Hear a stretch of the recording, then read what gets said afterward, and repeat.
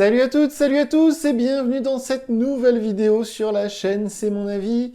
J'ai passé quelques jours en compagnie du tout nouveau. Alors non, justement, il n'est pas tout nouveau, il est sorti il y a quelques mois maintenant, donc on est un peu en retard. Mais ce smartphone que j'ai dans la main, c'est le Vivo X80 Pro. Alors si vous suivez la chaîne, si vous nous suivez régulièrement aussi sur les réseaux sociaux, vous avez pu voir qu'il y a quelques mois, justement, à l'été 2022, j'avais testé et j'avais été un peu déçu par son petit frère, le Vivo V23. Là, c'est le X80 Pro, donc on est sur le plus haut de gamme de chez Vivo, ce constructeur chinois que j'apprécie. Si vous êtes abonné, si vous avez vu beaucoup de nos vidéos, vous savez que pendant longtemps, les smartphones Vivo ont fait partie de mes préférés, notamment le V21 qui était excellent il y a 2 ans de ça. Et donc ce X80 Pro, j'avais testé le X60 il y a quelques années que j'avais importé de Chine qui n'était pas vendu chez nous. Et ce X80 Pro, il coûte quand même presque 1300 €, c'est vraiment du très haut de gamme. Et donc, on a eu la gentillesse de nous prêter ce smartphone pendant quelques jours. Il m'a accompagné avec moi partout. J'ai pris plein de photos. Je l'ai utilisé vraiment au maximum.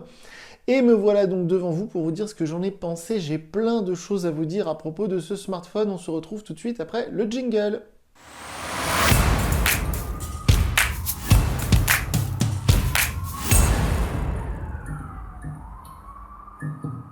Bien évidemment, avant de regarder cette vidéo de test, et si vous vous intéressez à ce téléphone, je vous conseille vivement d'aller d'abord voir la vidéo de déballage. Il y a quelques jours, je l'avais déballé sur la chaîne avec vous.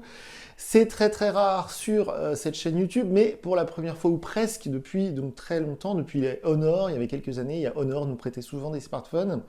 Donc celui-ci, c'est un prêt. Pour une fois, je ne l'ai pas acheté. D'habitude, les smartphones que vous voyez sur la chaîne, je les achète moi-même, pour être sûr de pouvoir dire ce que je veux à propos du téléphone, de ne rien devoir à personne. Pour une fois, on a fait une exception parce que ce téléphone coûte très cher et parce que Vivo, pardon, pas Honor, Vivo a eu la gentillesse de nous proposer donc de nous prêter ce téléphone pendant quelques jours pour voir un petit peu ce que ça donne. Et c'est vrai que comme je le disais dans la vidéo de déballage, c'est sans doute un smartphone que vous n'auriez pas vu sur la chaîne s'il n'y avait pas eu ce prêt. Parce que dépenser 1300 € dans un smartphone Android, il faut vraiment avoir les moyens, ou en tout cas avoir très envie d'acheter ce téléphone. Alors évidemment, ce sont des caractéristiques techniques ultra haut de gamme. Sous la vidéo, je vous mets le lien vers la fiche technique GSM Arena. Vous pourrez voir par vous-même. C'est quasiment ce qui se fait de mieux au niveau de l'écran, au niveau des capteurs photo, au niveau du processeur, au niveau de la recharge. On va y revenir après. Donc, on a là, si vous voulez, un condensé de technologie. On a ce qui se fait de mieux du savoir-faire du constructeur chinois Vivo. Alors, vous savez que Vivo Mobile, c'est une marque que j'appréciais, que je continue à apprécier. C'est une marque qui faisait partie du conglomérat BBK Electronics avec OnePlus et Oppo. Je continue à voir quand même quelques similitudes avec certains Oppo, certains OnePlus. Dieu merci, ça commence à s'effacer avec le temps. Ce modèle, en l'occurrence, a priori, a été développé uniquement par Vivo, aucun R&D, comme on dit, en commun avec Oppo ou OnePlus. Et ce smartphone, c'est donc ce qui se fait de mieux actuellement chez Vivo. En tout cas, c'est ce qui se faisait de mieux il y a quelques mois, puisqu'il est sorti en juin 2022. Il est sorti sur certains marchés au mois d'avril 2022, donc il y a bientôt 1 an. Il va sans doute être remplacé d'ici quelques mois par un éventuel X90 Pro, je ne sais pas comment s'appellera le futur modèle. J'ai donc passé quelques jours en sa compagnie. Vous savez que je teste régulièrement des smartphones Android plutôt, on va dire, milieu de gamme, vers les 200, 300, 400, pourquoi pas 500 €. Le plus cher qu'on ait monté l'année dernière, je crois que c'était 800 €. Mais là, 1300 €, c'est quand même un sacré budget. Et en plus, ça tombe très bien parce que ces derniers jours, on m'a prêté également un Galaxy Fold. Parce que vous savez, ce smartphone pliant de chez Samsung, ça fait plusieurs années qu'on en entend parler. Moi, j'en vois souvent autour de moi, dans la rue, etc. Et j'étais très curieux de voir ce que ça donne au quotidien. Et encore une fois, vu que ça coûte très cher, j'ai réussi à m'en faire prêter un. Donc d'ici quelques temps, je vous ferai une vidéo sur ce Samsung Galaxy Fold. Mais on est presque dans les mêmes tarifs. Et donc du coup, j'ai eu vraiment quelque chose à comparer en face. Android, ultra haut de gamme, ultra performant, avec évidemment un système d'écran pliant. Donc là, on n'en a pas, mais ça m'a donné un petit peu de quoi le comparer. Alors, comme d'habitude, on va commencer par les points positifs, les choses que j'ai appréciées. On terminera par les choses que je lui reproche. Honnêtement, c'est vraiment un très beau smartphone, c'est un très bel objet, mais vu qu'on est sur un gros budget, on peut être qu'exigeant. Déjà, vous me connaissez, si vous regardez souvent mes vidéos, vous savez que je suis assez exigeant. Quand certains de mes concurrents trouvent fantastique un Google Pixel 7, moi je me dis, ouais, bof, le 6A, il faisait pas beaucoup moins bien. Donc là, imaginez un petit peu, je me dis, bon, j'ai j'ai une grosse somme d'argent, je me dis je vais vraiment acheter ce qui se fait de mieux Android. Il y a beaucoup de choix maintenant, hein, que ce soit chez Samsung, chez Xiaomi, chez Oppo et donc chez Vivo. Il y a maintenant beaucoup de modèles ultra haut de gamme. Et donc je me dis, voilà, si je choisissais ce Vivo X80 Pro, eh bien, est-ce qu'il n'y a pas deux, trois petites choses quand même qui me diront, enfin, qui me font dire, bon, c'est pas mal, mais voilà. Donc, je ne vous spoile pas la fin de la vidéo. Je vais essayer de faire vite parce que sinon, on va y passer 2 heures. On commence par quelque chose d'assez commun. On va parler du design. Alors, le design, c'est toujours un peu subjectif. C'est une question de goût et de couleur. Mais honnêtement, c'est quand même un très, très bel objet. C'est un très beau smartphone. Moi, ça me rappelle un petit peu le Huawei Mate 20 Pro que j'avais eu il y a quelques années avec cet écran un peu incurvé. C'est vraiment, on sent là une qualité de fabrication qui est du standing voilà, de tout ce qui se fait actuellement sur le marché dans ces prix-là, puis même moins cher, hein. Honnêtement, c'est vraiment un beau modèle, c'est vraiment un beau téléphone. À utiliser au quotidien, c'est un bel objet, donc on l'a bien dans la main. Il est très grand, il est un peu lourd, hein, j'y reviendrai après, mais à utiliser, c'est quand même un vrai plaisir. J'enchaîne tout de suite d'ailleurs en parlant du design, on rebondit sur cet écran magnifique qui est sans doute l'un des points positifs principaux de ce smartphone. On a un immense écran AMOLED incurvé, c'est magnifique. Alors vous verrez si vous allez sur la fiche technique, il a toutes sortes de certifications. On a je sais plus combien de millions de couleurs, c'est un écran 120 Hz, alors ça c'est un très bon point, on peut le bloquer sur 120 Hz. C'est pas le cas de certains concurrents, notamment chez Samsung. Chez Samsung, ils laissent l'option comme quoi c'est le téléphone, ou plutôt c'est le système d'exploitation qui va gérer le rafraîchissement. Un peu comme sur les iPhones, les nouveaux iPhones qui ont des écrans aussi à 120 Hz, mais on ne peut pas bloquer sur 120 Hz. On laisse le système gérer lui-même le taux de rafraîchissement. Là, on peut le bloquer sur 100 Hz, donc c'est quelque chose que j'ai apprécié. Et c'est vraiment un écran magnifique, il est hyper lumineux, les couleurs sont voilà, on va dire très réalistes, fidèles à la réalité. Les photos sont sublimées par cet écran. Quand on les visionne sur l'écran, évidemment, les photos paraissent encore plus belles. Mais donc, du coup, c'est un très grand écran, c'est un très grand smartphone. Alors, je sais que dans ces prix-là, il y a comme ça une espèce de gamme de produits qui se veut justement comme le S22 Ultra ou des modèles comme ça qui sont très grands, très lourds, où la compacité et le poids ne sont plus pris en compte. C'est comme sur un iPhone 14 Pro Max par exemple. C'est un très grand smartphone qui se fait sentir dans la poche. Bon bah là c'est un peu la même chose. On ne peut pas avoir le beurre et l'argent du beurre. On a un très grand écran magnifique. On a une grande batterie, mais ça, je vais y revenir après. Et on a donc un design qui, pour moi, est tout à fait réussi. Même si certains sont un peu dérangés hein, autour de moi quand j'ai montré ce téléphone, là, depuis quelques jours. Certains m'ont dit, bon, le module photo comme ça, là, c'est un peu tape à l'œil, c'est pas très discret. En plus, ça fait des reflets, etc. Voilà, moi, j'aime bien, mais comme d'habitude, les goûts, les couleurs, vous savez ce que c'est. Alors, on enchaîne sur quelque chose d'un peu plus important, on va dire, un peu moins subjectif. Ce sont les performances. Alors, si vous avez regardé la fiche technique et si vous avez regardé les concurrents, en ce moment sur Android, tous les téléphones ou presque ultra haut de gamme qui sont sortis en 2022 sont équipés du processeur Qualcomm Snapdragon 8. Maintenant, il n'y a plus de 875, 885. Là, il y avait le 888 que j'aimais beaucoup sur le Realme GT par exemple. Maintenant, on parle de Snapdragon 8 Gen 1, donc génération 1. En gros, c'est la version 1 du Snapdragon 8. C'est un peu... Cette nouvelle dénomination, moi je suis pas fan. Donc ça, c'est le Snapdragon 8 Gen 1. C'est quasiment ce qui se fait de mieux. Effectivement, les performances sont au top. J'ai pu constater ça, mais on ne pouvait pas attendre moins bien de toute manière. On a 12 Go de mémoire vive, on a un téléphone ultra haut de gamme. Évidemment que tout se fait hyper fluide, hyper... voilà, le multitâche, on peut laisser les applications ouvertes, il n'y a aucun souci, ça ne ralentit pas le téléphone. Donc ça, il n'y a aucun problème là-dessus, c'est super performant. Et alors quelque chose d'un petit peu plus important encore, et là par contre on était obligé d'essayer ce téléphone pour vérifier ça, ce sont les photos, la qualité des photos. Les photos sont magnifiques, ça il n'y a rien à dire. Vous pouvez aller voir sous la vidéo, je vous mets le lien vers une galerie Google Photos que je vous partage et j'ai pris plein de photos et elles sont superbes. Ça franchement, on peut rien dire. Honnêtement, j'ai du mal à comprendre comment on peut avoir de meilleures photos aujourd'hui. Là, on atteint vraiment des sommets.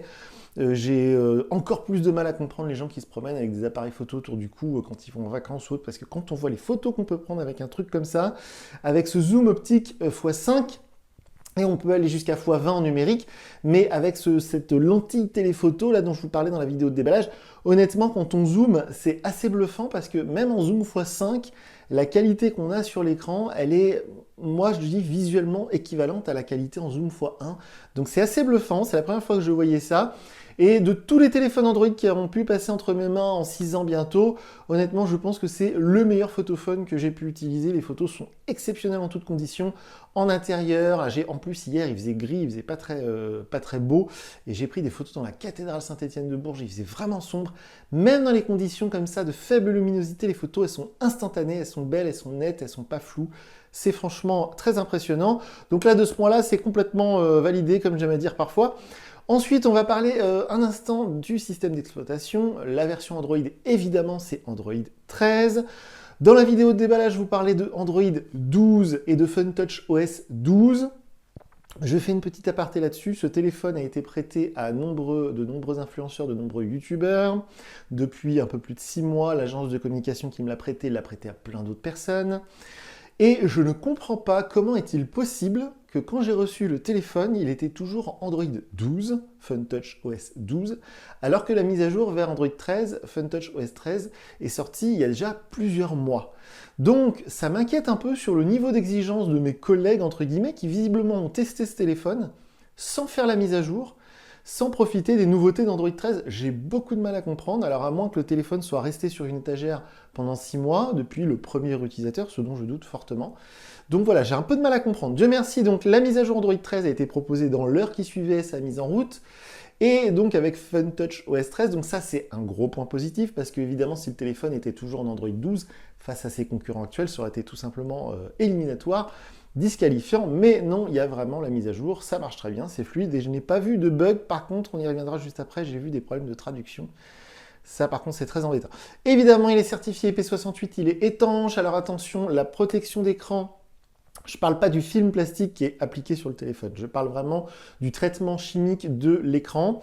C'est pas Gorilla Glass comme tous les fabricants à peu près du monde, c'est Scotch X Sensation Up. Alors je ne connais pas trop cette technologie, on va dire ça comme ça.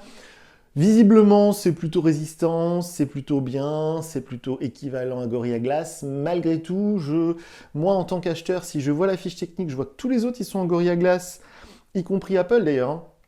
Et si Vivo choisit Scotch X Sensation Up, pour le coup, ça me donne un peu l'impression qu'ils ont été, voilà, à pas cher, entre guillemets. Mais de toute manière, je suis le seul psychopathe à m'intéresser à ça, puisque tout le monde met des verres trempés, des machins, des trucs, donc bon, on parle pas trop de ça. Donc il est étanche IP68, je l'ai testé, je l'ai immergé, il n'y a aucun problème.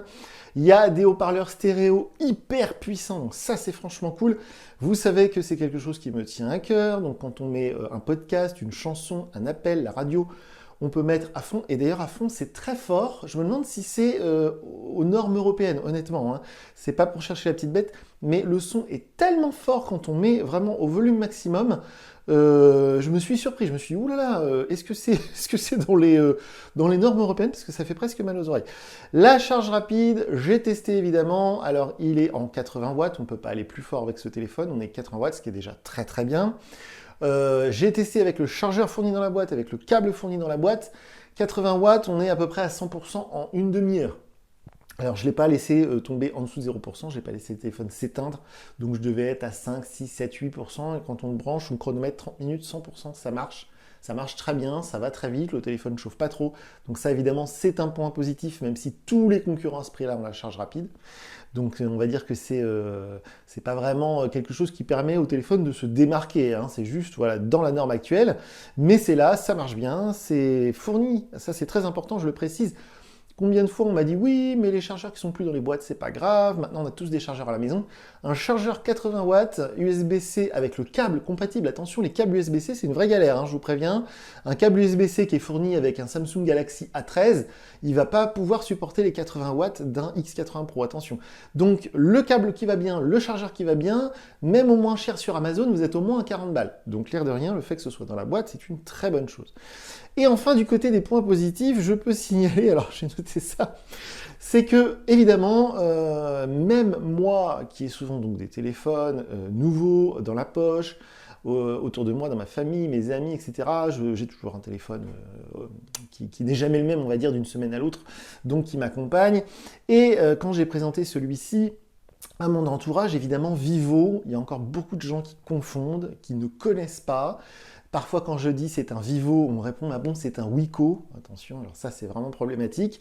C'est un peu comme Realme avec Redmi. J'ai beaucoup de mal à comprendre pourquoi ces grands groupes chinois, qui ont pourtant des ingénieurs hyper talentueux, ont décidé de nommer leur marque comme celle du voisin. C'est assez étrange. Donc, Vivo, à ne pas confondre avec Oppo, à ne pas confondre avec Wiko. Et il y a encore un déficit de notoriété assez important. Ils ont été partenaires de la Coupe du Monde 2022, puisque même sur la boîte, d'ailleurs, je vais essayer de vous montrer, il y a un petit autocollant, c'était le téléphone officiel de la Coupe du Monde 2022, le X80 Pro. Donc, malgré ça, malgré la publicité, la communication qui a été faite par Vivo un peu partout ces derniers temps, eh bien, il y a encore un manque comme ça de notoriété. Et du coup, ça permet pour moi de faire un point positif, dans le sens où si vous voulez vous démarquer, si vous voulez être original, au lieu d'acheter un Samsung, au lieu d'acheter un Oppo commence à être bien connu. Évidemment, d'autres marques un peu plus américaines, on va dire, comme iPhone, évidemment. Mais du coup, là, si vous voulez vous démarquer, avoir un Vivo, c'est même Xiaomi commence à être hyper connu. Je veux dire, Xiaomi, tout le monde connaît. Maintenant, même un retraité, vous lui demandez Xiaomi Redmi Note, il va connaître, quoi. Ça devient hyper mainstream, comme on dit. Donc là, si vous voulez vous démarquer, au sein de la société où vous travaillez, tout le monde a des Android, mais vous voulez pas avoir le même que le voisin. Vous vous ramenez un matin avec un X80 Pro, ça c'est sûr que dans la boîte, vous allez être le seul à en avoir un. Et c'est quasiment ce qui se fait de mieux actuellement en Android. On a toutes les technologies actuelles, on a vraiment, voilà, c'est hyper performant. Android 13, magnifique écran, magnifique photo, la charge rapide, etc., etc. Donc ça, pour le coup, c'est voilà, on peut pas leur reprocher ça. Au moins, si on fait le choix d'un X80, on se met dans une certaine, on va dire, dans une certaine élite geek. Donc c'est vrai que c'est pas pour me déplaire, hein. Il y a quelques temps j'avais testé, donc à l'été 2022 il y a eu le Pixel 6a puis le Pixel 7 assez rapproché, et c'est vrai que moi c'est ce que je reproche au Google Pixel, c'est que du coup il y a ce côté un peu snobinard, hein. Genre moi j'ai un Google Pixel, vous avec vos smartphones chinois me parlez pas. Là au moins moi c'est pas pour me déplaire, c'est vraiment un téléphone assez original. Maintenant on va passer du côté des points négatifs, en tout cas des choses que j'ai à lui reprocher. Et on va commencer par parler de l'autonomie, je ne vous en ai pas encore parlé. Alors attention, évidemment ce smartphone, ça fait 1000 fois que je vous le dis, on me l'a prêté. Il a été utilisé par d'autres personnes avant moi, sans doute beaucoup de personnes avant moi, vu la tête de la boîte. Le téléphone, Dieu merci, il n'est pas abîmé, il est dans un excellent état, il est en état neuf, on va dire, il n'y a pas de micro-rayure, il n'y a rien. Mais du coup, je pense que la batterie, j'espère en tout cas que la batterie a été un peu usée, parce que si c'est les performances qu'on peut avoir sur un X80 Pro tout neuf, c'est un peu limite niveau autonomie, c'est-à-dire qu'on peut tenir une journée, là vous voyez il est 13h, il me reste 50% de batterie, et je peux vous dire que je m'en suis quasiment pas servi de la journée. Un peu de réseaux sociaux, mais pas de jeux vidéo, pas de navigation GPS par exemple, qui sont les deux usages les plus énergivores sur un smartphone. Et donc du coup, là le fait que à bientôt 14h il me reste 50%, c'est bien, mais c'est pas exceptionnel. Et vu la taille et le poids de l'engin, je m'attendais quand même à une autonomie un peu meilleure. Le Galaxy Fold qui m'accompagne aussi souvent en ce moment a une meilleure autonomie, alors il est un peu plus lourd d'accord, mais voilà, ça me donne un point de comparaison, puis par rapport à tous les smartphones que j'ai pu tester ces derniers temps, dont des grands formats avec des grosses batteries, là on a 4700 mAh, donc ces derniers temps j'ai testé du 4000, 4500, le dernier en date c'était le HTC Desire 22 Pro, et le HTC Desire 22 Pro avait une meilleure autonomie que ce X80 Pro par exemple, donc je ne peux pas dire que l'autonomie est mauvaise, c'est pas le meilleur smartphone, c'est pas le plus autonome du marché, je pense. Et encore une fois, je pense également que la batterie est un peu usée. On va dire qu'elle a été usée prématurément par les précédents utilisateurs. Aussi quelque chose qui est tout bête, mais vous savez, moi je vous en parle souvent, je vous en parlais il y a quelques minutes, de cette protection chimique Scotch qui est censée protéger l'écran des rayures. Donc il y avait une protection en plastique préappliquée sur l'écran, ça c'est en usine, donc quelqu'un qui achète un X80 Pro tout neuf, quand il le déballe, il y a déjà une protection d'écran. Alors sur les modèles entrée de gamme, les smartphones chinois, Xiaomi, Realme, ce que vous voulez, maintenant ça se fait de plus en plus. Voilà, ça fait plaisir, ça coûte rien au constructeur, ça leur coûte 3 centimes, même pas. Ils le font systématiquement, comme ça papy, mamie sont contents, genre, ah, j'ai déjà un film protecteur d'appliquer, ah bah ça c'est bien. Alors c'est comme la coque transparente offerte, ça sert pas à grand chose en cas de chute, mais l'utilisateur, le consommateur est content. Et là, je me suis dit, quand même, ça fait un peu drôle de voir un film plastique préappliqué, donc justement en mode smartphone chinois pas cher, hein, pardon du du cliché, mais ça fait un peu ça quand même. Et quand on achète un très beau Samsung très cher, eh ben, il n'y a pas de protection d'écran préappliquée. Quand on achète un iPhone 14 Pro Max à 1500 balles, il n'y a pas de protecteur d'écran préappliqué. Je veux dire, le téléphone, il faut le livrer tel quel. Surtout dans ces prix-là, quand vous achetez une Porsche, ils ne vous mettent pas un pare-buffle et puis une couverture de capot. Je veux dire, ils vous livrent la voiture et puis si vous prenez un gravillon, ben, c'est votre problème. Mais si vous roulez en Porsche, a priori, c'est que vous avez les moyens de refaire la peinture après un gravillon.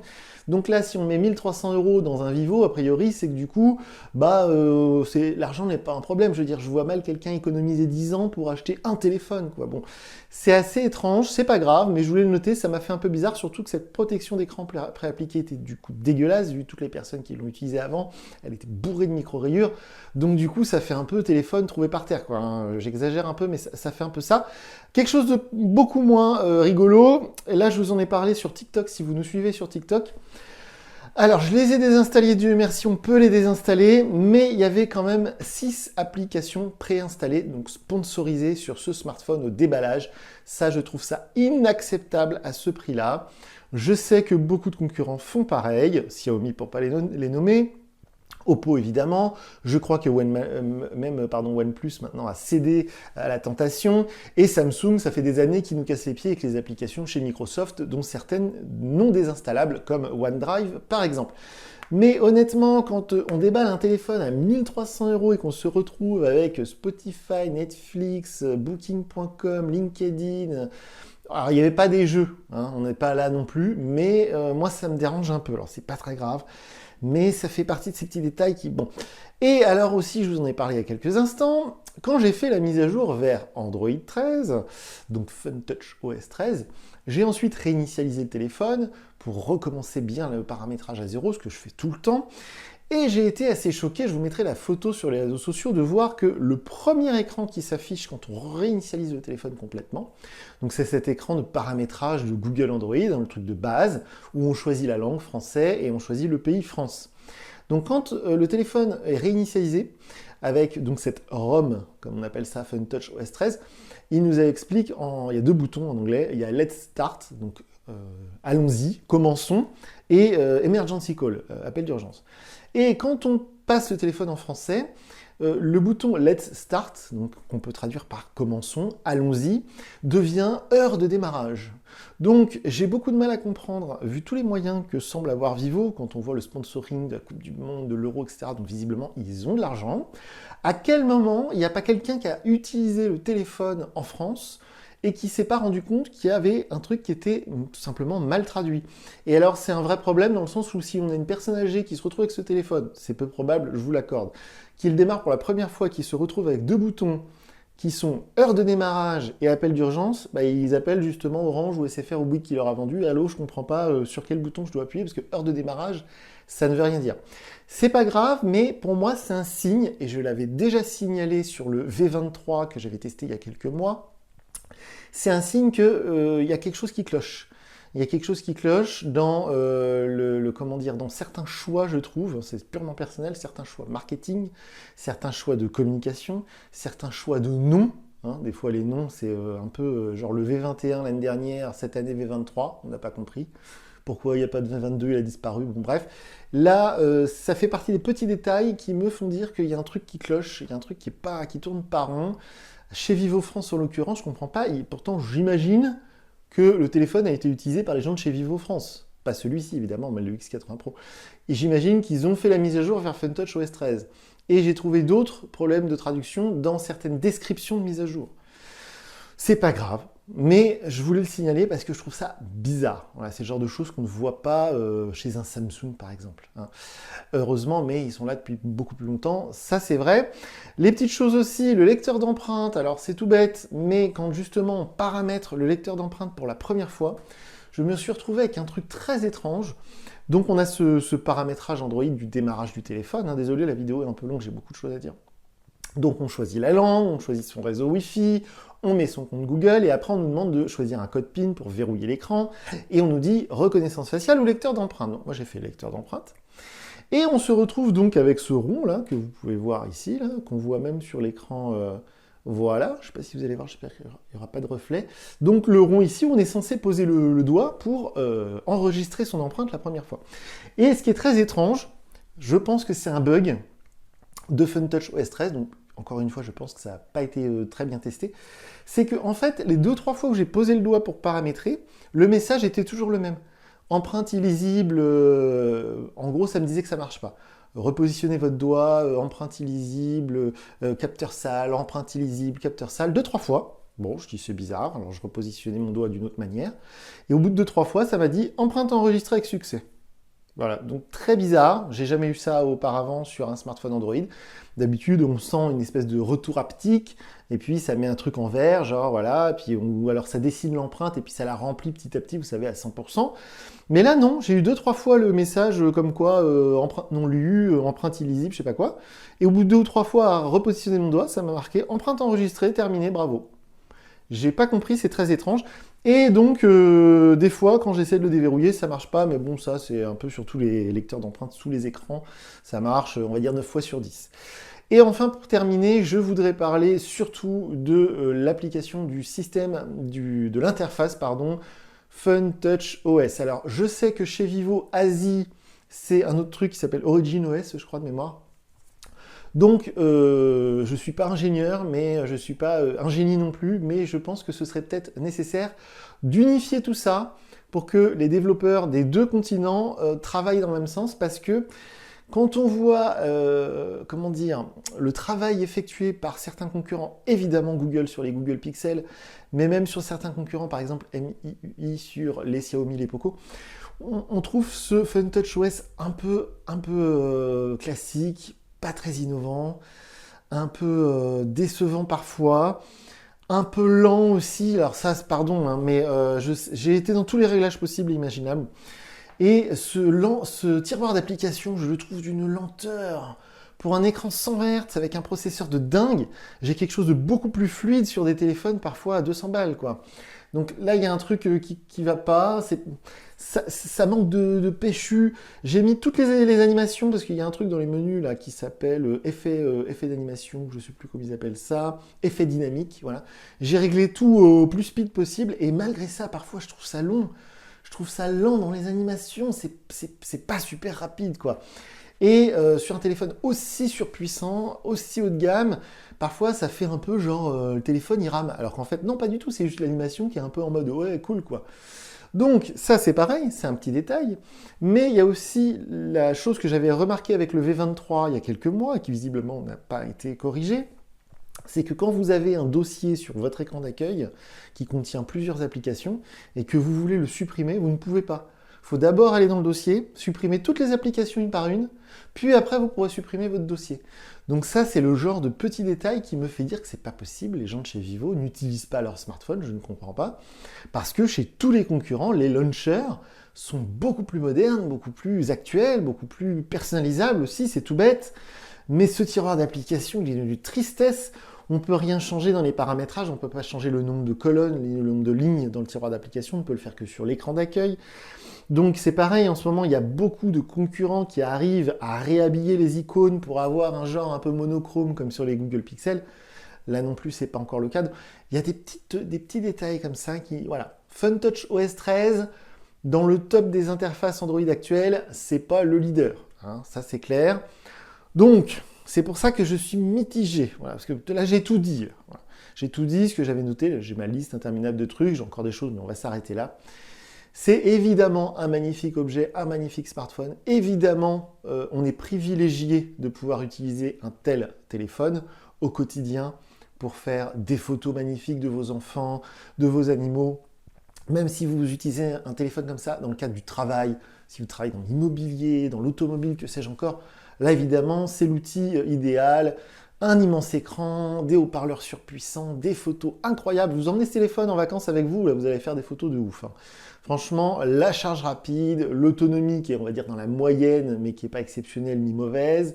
Il n'y a rien qui me fasse dire si quelqu'un veut vous l'offrir, évidemment, même moi, je suis là, merci beaucoup, je le prends, je suis très content, c'est un magnifique cadeau.